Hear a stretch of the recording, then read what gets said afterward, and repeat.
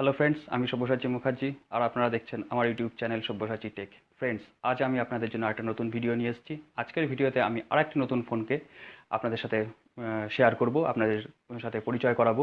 তো ফ্রেন্ডস, চলুন শুরু করা যাক। আজকের ভিডিওতে আমি ফোনটার ডিসপ্লে, ফোনটার পাওয়ার, ব্যাটারি এবং ক্যামেরা সব কিছুই, অর্থাৎ general specification, colour, date, price, ভারতবর্ষে লঞ্চের ডেট ইত্যাদি সব কিছু আলোচনা করব।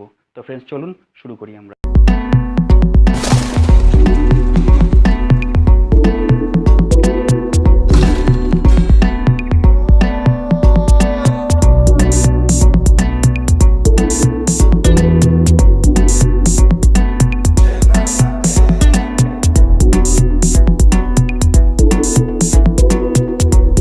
ফ্রেন্ডস, আজ আমি আলোচনা করব xiaomi ব্ল্যাক শার্ক 2 সম্পর্কে। এটি একটি গেমিং স্মার্টফোন যেটা খুব শীঘ্রই ভারতবর্ষে এবং সারা বিশ্বে লঞ্চ হতে চলেছে। ভারতবর্ষে এটা এপ্রিল মাসের ফার্স্ট উইক কিংবা মার্চের লাস্ট উইকের দিকে লঞ্চ হয়ে যাবে, কিন্তু সারা বিশ্বে এটি 18ই মার্চ লঞ্চ হবে, সারা বিশ্ববাসীর কাছে এটা পৌঁছে যাবে। আপনারা সবাই দেখতে পারবেন যে এটা xiaomi যে স্মার্টফোনটা এনেছে সেটা টোটালটাই গেমিংয়ের উপরে, গেমিং অর্থাৎ গেম খেলার জন্য খুবই ভালো। বিশেষ করে যারা পাবজি খেলছে তাদের পক্ষে তো খুবই ভালো ফোন এটা। তো ফ্রেন্ডস, চলুন প্রথমে ফোনটার জেনারেল স্পেসিফিকেশান দিয়েই আমরা শুরু করব।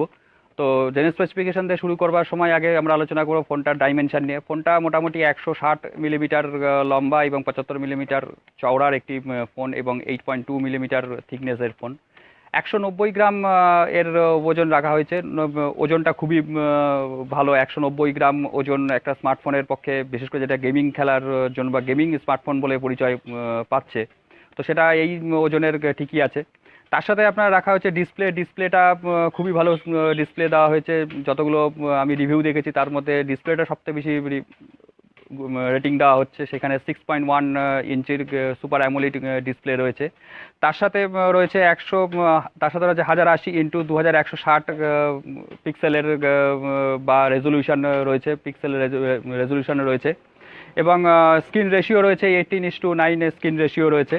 এবং টাচ স্ক্রিন রয়েছে এখানে, ক্যাপাসিটিভ টাচ স্ক্রিন এবং মাল্টিপল টাচ স্ক্রিনের সুবিধা রয়েছে, যার ফলে আপনার গেমিংটা খেলতে খুব সুবিধা হবে বা গেম খেলতে খুব সুবিধা হয়। এবার আসি আমরা অপারেটিং সিস্টেম। এখানে অ্যান্ড্রয়েড 8.1 ওরিও ইউজ করা হয়েছে এবং প্রসেসর ইউজ করা হয়েছে ওকটা কোর, যেটা সবাই করে থাকছে। এবং চিপসেট হয়েছে স্ন্যাপড্রাগন 845 চিপসেট ইউজ করা হয়েছে। এবং সবথেকে ভালো হচ্ছে যে এর যে আমরা যে সিম ইউজ করছি সেটাতে 4G সিম এবং 3G এবং 2G তিনটে সিমই এখানে সাপোর্ট করবে বলে জানা গেছে। র্যাম দেওয়া হয়েছে এখানে 6GB র্যাম দেওয়া হয়েছে। রম দেওয়া হয়েছে 128GB রম রয়েছে, অর্থাৎ যেটা ইন্টারনাল স্টোরেজ রয়েছে সেটা 128GB। কিন্তু এখানে কোনো SD কার্ড দেওয়া হয়নি। USB টাইপ রয়েছে, C টাইপ USB, এবং অডিও জ্যাক রয়েছে 3.5 অডিও জ্যাক ব্যবহার করা হয়েছে। এবং গ্রাফিক্স কার্ড দেওয়া হয়েছে অ্যাড্রিনো 630 গ্রাফিক্স কার্ড ইউজ করেছে তারা। এছাড়া সবথেকে বড় হচ্ছে যে ক্যামেরাটা খুবই ভালো। ক্যামেরা ডিসপ্লের পর যদি কোনো রেটিং থেকে থাকে সেটা হচ্ছে ক্যামেরা রেটিং রয়েছে। ক্যামেরাটা খুবই ভালো। যেটা প্রাইমারি ক্যামেরা রয়েছে সেটা দুটো ডাবল প্রাইমারি ক্যামেরা রয়েছে, সেটা বা ডুয়েল প্রাইমারি ক্যামেরা রয়েছে। একটি হচ্ছে 12 মেগাপিক্সেল আর একটা হচ্ছে 20 মেগাপিক্সেলের দুটো ক্যামেরা রয়েছে, অর্থাৎ 12 মেগাপিক্সেল এবং 20 মেগাপিক্সেলের প্রাইমারি ক্যামেরা রয়েছে।